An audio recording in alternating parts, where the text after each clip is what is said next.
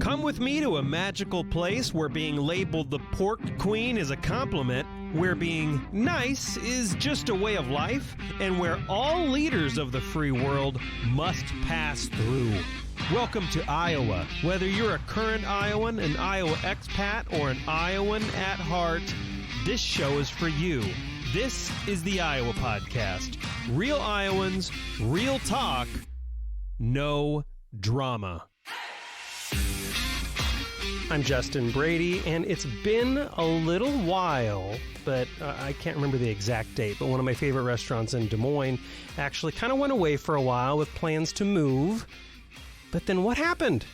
Well, Table 128 owner Lynn Pritchard is in studio to discuss that. I think there's an announcement coming up, right? So first of all, welcome to the studio. Thank you, Justin. It's great to be back. It's been a minute since we've had a chance to sit down across the table. So last time, we've actually done this before, this radio thing, but last time we did this, I think the last time we did this, we were talking maybe about Thanksgiving recipes and how to do that during the time when I was on WHO radio with iHeart. Is that There was a lot of wet brine, dry brine, cranberry chutney conversation going on. So the dialogue might have shifted a little bit since then, but yeah. Yeah. So when was it? Was it July 2021? I was actually I figured this would be easy. No, you nailed the date. Was it? Okay. Down to the period, yes. Okay. I think our last service was July 24 of 21. Mm-hmm. It was the end of a lease term. And I was in the process of negotiating a lease, which I thought, well, this can't take that long. Yeah. The best laid plans, as Steinbeck would say. So the negotiations took a few months longer than I thought, which was fine, ish. And then there might have been a few changes in the world of institutional lending, and interest rates might have doubled in that window of time. It took me a long time to kind of put all the pieces back together into the puzzle. And I brought a private investor on, and other dynamics changed. And candidly, my father was ill during that period and ultimately died about a year or so ago. So I was blessed to have that time down and away from the restaurant, kind of in my peri-retirement middle-age period. But yeah, all rocket boosters are on and we are full steam ahead. We are literally weeks away from opening Table 128 again. Weeks away, not months away, weeks away. Okay, so we are within a 7-week window at this point. So what is the target date? Let's just get that on the table right now. Speaking of targets, it's a little bit of a moving one, but I am aiming for, and this is a really big stretch at this point, I'm aiming to do soft opens the week of spring break. Wow. So that's March 11 through 15, I believe. Like I said, that is a bit of a stretch at this point, in terms of delivery schedules for equipment, installation schedules for equipment, staff training. We're supposed to have keys at the end of this month. Woo! And we'll be moving in. So literally this week, I believe carpet is being installed, wallpaper is being hung. I mean, that's crazy. It's transforming from a cool vanilla shell to a very warm vanilla shell very quick. So I know that there are people asking that don't know what Table 128 is throughout Iowa, especially throughout Des Moines. So it might be helpful to just give a really quick background on what table, and that doesn't need to be long, but like a 30-second on what Table 128 is and why you shut down to begin with, because originally the plan was to move, but the move took a little longer. So is there just a 30-second history course here? Sure. So my ex-wife and I opened Table 128 in May of 2013. After we had a restaurant for about 2 years in that space. The genesis of Table 128 really was about the table. It was a place where we sit down, we break bread, we celebrate each other's successes and mourn each other's losses. It's where the best parts of our day are brought together. So that to me was the essence or nucleus of a restaurant. The 128 came in because it was a little bit of co-branding with the city at that point in time. 128th was our cross street in Clive. And when I did close the restaurant a few years ago, again, to your point, it was with the intent of reopening very quickly. But again, Steinbeck got in the way and plans changed and a few things got sidestepped. But Table 128, I have a son, but Table 128 was my first child. And I feel like there was so much brand equity and so much of my DNA in and on that restaurant. in the decade that it was in operation that I couldn't not keep Table 128. So we're just appendixing it in its formal title, Table 128 at Gray's Landing. Yeah. No, I think that makes sense. I like keeping the name. You know, there's a lot of brand equity built up there. So just my comms and branding hat going on, it makes a lot of sense. So what do we expect at the new Table 128? And there's a lot I want to go into. I'm not sure if we'll have time for all of it. There's also the cocktail lab, which is, this is recorded in the East Village. I can probably spit and hit the cocktail lab from here. Don't worry, I'm not going to do that. I could pitch cocktail onions and hit the restaurant. Yeah, absolutely. So tell me a little bit about the menu, what's different, what's the same, and the most important thing is where, you said Gray's Landing, where is this about? Gray's Landing is a development by Sherman and Associates out of Minneapolis, which I have to say they truly understand the essence of partnership in curating a very well-selected group of tenants in the building is... Paragon IT, Estes Construction, obviously Sherman and Associates, Starbucks, Landis, and I believe it's Peterson Financial Group. So a really interesting mix of retail tenants and legacy tenants, I guess, on Southwest 9th, almost to 11th Street. So we're kind of eclipsed by City View to the south and the Link Building to the west, and of course all of the new development that is just creeping further and further towards Fleur Drive. It's a really vibrant, really dynamic, really growing, high energy corridor. So I'm thrilled and very honored to be opening a restaurant there. I mean, it's kind of downtown without being in downtown, if that makes any sense. I call it downtown adjacent with oceans of parking. Yeah. So, the people from that, because there's the downtown crowd of people that don't mind parallel parking and finding park. I mean, for me, it's Des Moines. Des Moines, if you're upset about parking in Des Moines, go to any other city and you will no longer be upset about parking in Des Moines. But for people who don't want to find parking, lots of parking in that area. So for people who don't understand that area, it's just like a couple larger blocks west of the Iowa Cubs, like ballpark, right? So, probably more than a few blocks. So Principal Park is kind of sandwiched between the river and 2nd Avenue. Yeah. We are about 7 blocks straight west. Right. Okay. So think architectural salvage, south side of MLK. So give us the layout. What does it look like? What's the same? What's different? What's the menu like? Menu, there are a few very, very strong parallels, holdovers. The Brussels sprout salad, which I think that we were the genesis of Brussels sprouts in Des Moines, which I'm kind of proud of.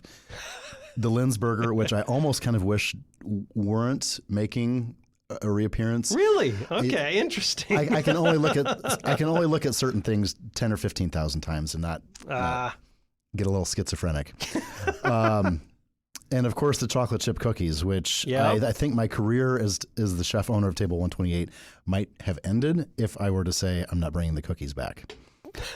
Literally, people that I don't even know who haven't been in Table 128 for 5 or 6 years, I mean, we're talking pre-pandemic, are asking and begging for the cookies. I'm like, they're still available at 503. Yeah. So yes. Yeah. There are a very small handful of menu items that are translating from part 1 to part 2 of Table 128. And then the only strong parallel will be the techniques that we employ, some of the same ingredients, but it will be hyper-local, seasonal, largely changing, and we're going to be workshopping our way through this as we get our feet and our water wings beneath and on our sides again. But the menu will be changing probably every Tuesday. And that's one of the things I really liked about it, is that it was never the same. It was always different. It was always seasonal. And like you pointed out, it's stuff you try to source locally. And I think a lot of people, when it comes to understanding of how chefs like you operate, think that local is a feel-good thing. I say local because it's good branding. But in reality, can you talk about why local actually enhances flavor? Because I don't think a lot of people make that connection. Wow. How much time do we have? Because you just brought up a very interesting word, flavor. So in my mind, and I've given lectures on this, we all have 5 senses. And taste is one of those 5 senses. But flavor is when you wrap your arms around all 5 senses and use all 5 of them. That's when flavor is created. So you're using your eyes, you're using your olfactory system. Obviously, you're using your taste buds. You're listening to food, which kind of sounds a little counterintuitive. But, and I've said this before, I think that when properly done, cuisine can be raised to the level of artistry. And I think it's the only art form where you employ all 5 senses. So back to the original portion of your question. It is a feel-good thing. It is about sustainable agriculture. It is about keeping those people who enjoy the craft of and labor of very, very hard work alive. I was raised on a farm in Western Illinois. Oh, I didn't know that. So it wasn't a buzzword 40 years ago when I was a child. It's just the way it was. I mean, if mom wasn't at the piano or in the kitchen, she was in the garden or in the fields with my dad. So as much as it is a buzzword and a catchphrase and a Madison Avenue label now, it's really the way that I was raised. So when all of these things started popping about hyperlocal and seasonal and sustainable agriculture, yeah, those all sound great, but at the end of the day, that's just how I was raised. Yeah, yeah, and a lot of top-tier chefs like yourself think that way. You know, that's just kind of how they think. And I think there's a lot of people that are like, oh, there's just nothing like a homegrown tomato. And they just don't really, that's a legit thing. There's nothing like a homegrown tomato because larger, like more production agriculture, you do lose some of the flavor. And that's why like some of the smaller, more local approaches, for lack of a better way of saying that, really do taste better. They taste better. They feel, I mean, everything about that is accurate. So the statistics on food travel, and this is staggering to me. Yeah. By the time you are in a restaurant or making dinner at home, the food in front of you has on average traveled more than 1,300 miles. Right.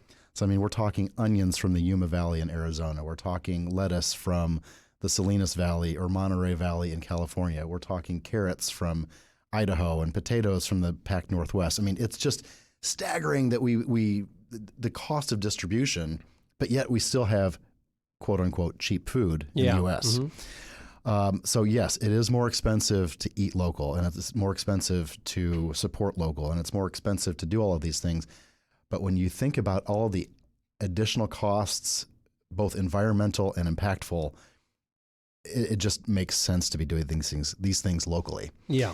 And they do taste better. I mean, commercial seed breeders, they are selecting genetics to have uniform shape, uniform color, longer shelf life. Yeah, so when you see that perfectly crimson apple in the grocery store, I don't think that our creator necessarily intended that perfect orb with the perfect garnet color to be there. I mean, that's, but that's what we think is good food.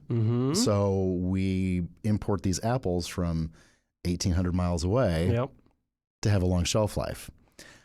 But when we're talking about local, when we're talking about flavor and using all 5 of those senses, it might not be the most perfectly shaped squash or gourd. Right. But I will guarantee you that the repleteness of flavor and the density of taste in that piece of produce is markedly different. I remember and I've only been recently learning about this stuff. We've had, it used to be Nebulum, but now it's Clayton Farms. It's like the guy up at Ames, Clayton Mooney, I think. I'm going off memory. He's a local salad, microgreens. And I've been starting to learn about this locally. But my first foray, my first journey down into Iowa grown, closer to my house stuff was when we switched from just some beef we got from a supermarket. I don't even remember where we got it from. But we started using just a local Iowa butcher that had his own cattle, and that's what we bought from. And the color was noticeably different. The flavor was noticeably different. And this, I swear, it may be in my head, but we were like, the way it cooks up is consistent all the time, and it's easy to time it. We know when to pull it, and there's no weird burning. It always was more consistent. So that was kind of our first clue, buying local, buying close isn't a rah-rah feel-good thing. Yeah, sure, you're supporting your neighbors, you're supporting your community, but from a flavor and an ease of cooking, it does matter. I'm sure we could talk about that for 3 hours, but the food travel thing is also really interesting if you want to dig into that, which is people have to pick produce early because they don't want it to rot, and if you pick it early, the flavor doesn't develop, and then you don't taste the flavor. Fruits and vegetables are actually artificially ripened in ethylene chambers. I mean, it's kind of bizarre, the technology that goes into the food that we consume. Yeah. Food that, quite honestly, in North America, perhaps we weren't intended to be dining on year-round. Yeah, perhaps. So tell me about the space a little bit. Is it going to be bigger? Is it going to be smaller? There was some rumor that there would be a rooftop terrace.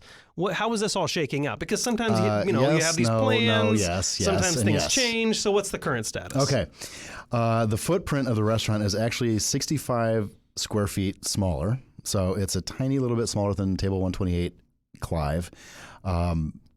It has a noticeably different feel to it, where we were very earthy, a little bit crunchy, kind of eclectic out west. Downtown has a very grown-up, I don't want to say New York because that can kind of be a little off-putting feel to a lot of Iowans. Let's just say it has a very mature jewel tone to it. So lots of golds, lots of deep blues, which has a particular professional and personal meaning to me. Emerald greens and pops of brass and coral. So it has a very jewel tone feel to it.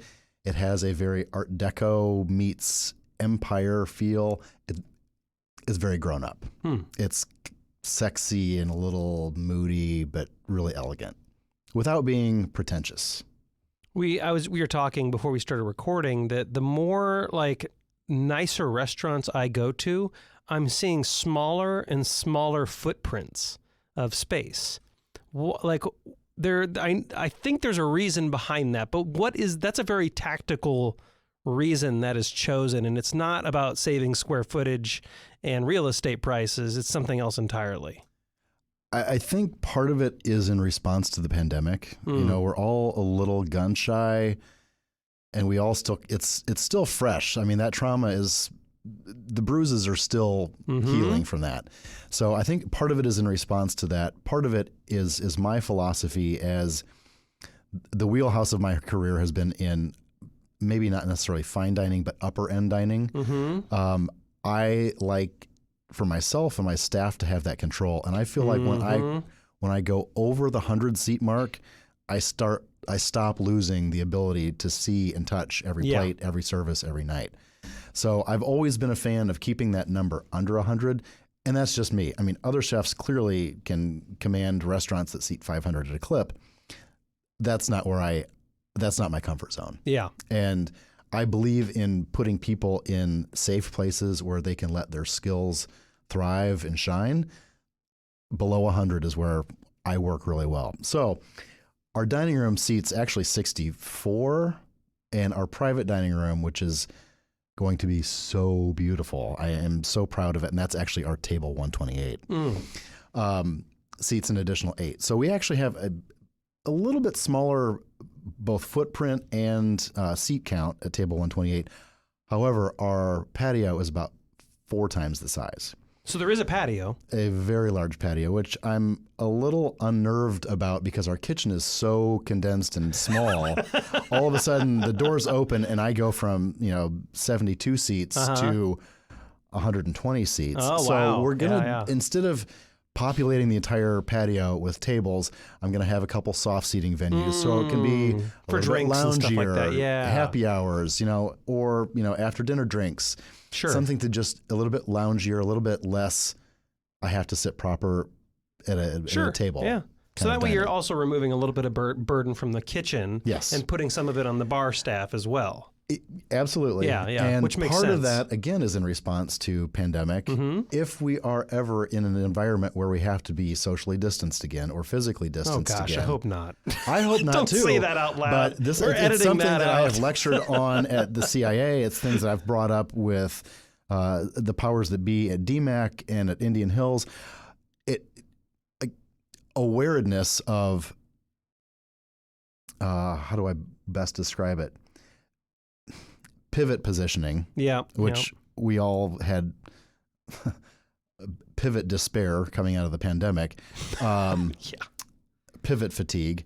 I think we need to start teaching, like, what do we do if? Oh, sure. And I'm not saying that we have to have a FEMA plan for everything, but as a small business operator, I don't want to, but I need to be thinking about those what if scenarios. Yeah. So I want to ask about that because the pandemic, the way you adapted during the pandemic was incredible. But really, just to touch on that, I was telling you before we were recording about potatoes, and just like in my head, there was this TV show that we watched. I don't know if it's even on anymore, but it's called Chef, the Chef Show, and it's Jon Favreau hanging out with Roy Choi. Roy Choi is the guy. He has a Vegas restaurant, and Jon Favreau learned cooking from him, so that when he did the movie Chef, he didn't look like a complete moron. And so they did a little show together. And there's just this one statement that he says to Roy, and he's like, how much of being a professional chef is this? And they're just like doing crazy amounts of prep all the time. He's like, dude, this is this is what we do all day long. Yeah. And so I was telling you, I'm just like, I learned this potato hack, which involves, it's too much to get into, but which involves me rotating every single potato every 15 minutes on a giant roasting pan. And what you're telling me is to give that much detail to each dish. That's why these chefs are trying to control their how many seats they have, because once it scales past a certain point, you do start to lose flavor if you can't be that hands-on with every dish. You do. To dig a little bit deeper into the well here, you can still execute at that level, but the scales of economy in terms of labor begin to shift dramatically. Makes sense, yeah. You need to almost have a second like executive chef at that point. Well, you just start developing a much broader brigade in the kitchen, and you're looking at an organizational structure that very closely mirrors what, the modern patriarch of our industry, Auguste Escoffier, described as, the kitchen brigade, where you had one person in control, and then you have about 5 chefs beneath them, and then you start having chefs de partie and multiple chefs on each station. All in, I mean, a traditional brigade is about 40 chefs in the kitchen. The labor alone, you're upside down by millions of dollars a year in a situation like that, unless you are one of the chosen ones. And I won't go into names, but you have staffs of people working on internships or month-long stages for free. Wow. So let's talk about the pandemic. We've never talked about this, and I've always wanted to ask you about this, but as you indicated, the pandemic happens, and I think a lot of people are already starting to forget the impact that had on businesses, but especially restaurants, because one day, I don't even know how much heads up you got, but one day the state's like, you are now closed. Right. You are not allowed, basically the way you pay your bills is no longer legally allowed. And so you pivoted. Can you tell us how you pivoted? Because it was actually pretty brilliant. Yeah. Well, thank you for that, first and foremost. Like I said, some of those bruises are still, they're very memorable. Yeah. And the hematoma is still a little fresh. But, I mean, very candidly, and, credit where credit is due, a lot of the brilliance about how we changed so rapidly belongs to my ex-wife. We sat down in our dining room at home, and this was, I think, we closed, I want to say, maybe 2 days before what would have been historically one of the largest food and beverage days of the year, St. Pat's. Oh, gosh. And that's right, that timing. Oh, I forgot about that. So we sat down in our dining room, and because we're both numbers people, we knew exactly where we had to be to cover our fixed costs. And then we identified a handful of macro goals to keep as many people employed as possible, to keep as many people fed as possible, and to have something to come back to when this thing, which we thought it was going to be 5 weeks, was over. Remember when it was 2 weeks to slow the spread? Remember that? Yeah. It turned into 2 years. So we developed this program called the supper subscription, where you would buy a package of 5 dinners for a family of 4. And we knew the number that we had to have to hit our fixed cost goals, keep those people employed, and keep as many people fed and have something to come back to at the end. And then, of course, the rules started to shift, and we were asked 5 new questions every day that we didn't know the answers to. So we were, like everybody else, making it up as we went. Yep. Mm-hmm. And we started breaking a lot of rules just to keep ahead of the curve. Yep. Because that was another hyperbolized expression. Where is the curve? Are we flattening the curve? Are we bending the curve? All these things. So, and then a few restrictions were lessened, and we were able to have a handful of people in the dining room. And 50% capacity, 6 feet minimum distancing. Yep. Everybody still had to have PPE on. Yeah. Wear your mask to your table, but then as soon as you sit, then you can take it off. Yeah, some of these things are so laughable now, but we were all scared crapless in the middle of this stuff. We didn't know, A, we didn't know, and B, what are you going to do when the state or when lawmakers say you have to do this thing? I remember someone showing a graphic on social media, I think it was Twitter, and it just shows a picture of COVID only exists at about 6 feet. So that's why when you sit, you can take off your mask. I was literally, last night I was flipping through all the photos on my phone, and I'm like, wow, that one's triggering. Wow, that one's triggering. Oh, it was pictures of the dining room, and we had the plexiglass shields around every table. Oh, yeah. The plexiglass shields, right. As time went on, I forgot about that. And some of those things lessened. We were able to return to somewhat normal and have guests in the building. Mm-hmm. And I will tell you, as a profession, those of us who are in it, whose love language is to be in service to other people, it hurt to have that part of our giving nature ripped away from us. Oh. And to be able to have guests back into the dining room again, it was kind of a revelation. And then as those restrictions lessened, as the months went on after our 5 weeks, it was moving to be able to embrace our guests again. Yeah. And then one of the happiest days of my professional career was when I threw those plexiglass shields into the dumpster. I bet. Did you break them up before you threw them in there? Just I might have had a little bit of fun. Slow motion, Office Space style with the baseball bat. Mm-hmm. Oh, my word. You got through it. We did. Obviously, as you indicated earlier, excruciating, because not only did you have to go through a global pandemic that no one has ever seen before and that no leader knew how to deal with, but then you mentioned your father passing away, and I know that it's been excruciating for you getting to this point, but of course people in your community like myself are thrilled over the freaking moon that Table 128 is making a huge comeback. I know there's also there are probably 80 other things I want to go into, but you can't get into everything on a 30-minute show. There's also, I don't want to neglect the 503 Cocktail Lab and Tasting Room. I always call it 503 Tasting Room or 503 Cocktail Lab. I always forget one of those things, but that's still going too, right? We're having a great time. Are there any other 50 billion projects that you want to talk about? What else is there that I'm missing? Again, I have been so blessed during this time. Number one, I've been able to spend a lot of time with my son. He's 4.5 and brilliant and hilarious and kind and loving. 4.5, that's crazy. I remember when you were celebrating the birth of your son at the rest. That's feels like that was last year. That's it kind of does. I think everybody hits that stage in their life where they're like, where is the time going? I mean, I think we experience that at a very much accelerated rate when you have kids, when you hit certain thresholds in your career and your personal life. And I'm right there.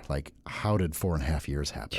Yeah. How I felt like yesterday, Sarah and I were picking strawberries in a strawberry patch north of Grimes. And all of a sudden she was 13 months pregnant with him at that point. And now he's going into kindergarten this fall. Yeah. Crazy. But I've been able to spend a lot of extra time with him, which of course is the greatest thing in the universe. I was able to be literally by my dad's side for the last handful of months of his life. Recently, I just actually tragically lost a brother-in-law, but I was, again, gosh. fortunate enough to be at his side with my sister and their entire family in Idaho.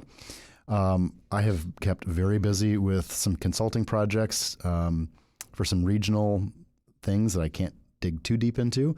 But yeah, I started 503 Cocktail Lab. Wow. I'm going to ask about that next time, I guess. And we had just had so much fun down there. I mean, the curation of some really delicious cocktails. Our menu is fun and it's fresh and it's playful and it's whimsical. It changes frequently. Again, I think that that's part of my professional brand as well. But the chef de cuisine down there is doing these amazing ramen dishes and roasted cauliflower steaks. I mean, it's just, we're very tight on space, so we have to have a very tight menu. Yeah, yep. But it's fun. And we've been blessed to kind of find a real sweet spot, ironically, with second weddings because we're a small venue. Really? We kind of max out at like 45, 50 guests. Yeah, and we have done, I think we just wrapped up our 6th wedding in the space last weekend. We have a ball with those. And I will say, like, obviously I've been there several times, and I will say that most times when you have craft cocktails, it's the same thing that you get everywhere with a different name. And so there are things you pull off with cocktails there that I'm like, how did you pull this off? I've never tasted this in a cocktail before. So it really is an art form over there, and I obviously really appreciate that. Lynn Pritchard, Table 128, of course, opening hopefully in March is what it sounds like. I'm thrilled it's coming back. What's the website? Can people make reservations now? How do they reach out to you? I have not flipped the switch on reservations yet. And very vocally, I will be judiciously tight on reservations for a while because I don't want to turn the apple cart upside down. I will be very controlled with the number of tables per 15-minute seating period for a while until we get our sea wings underneath us and we understand the internal choreography of a new space with a new staff. But we're very close. Awesome. We're doing our onboarding with our reservation software next Monday with the general manager and the chef and myself. So we're close. Website before we go. Table128bistro.com. Awesome. Lynn Pritchard, Table 128 Executive Chef and Owner. Thank you so much for coming on the Iowa Podcast. Thank you. And to my fellow Iowans, Iowa expats, and Iowans at heart, thanks for listening and subscribing to the Iowa Podcast.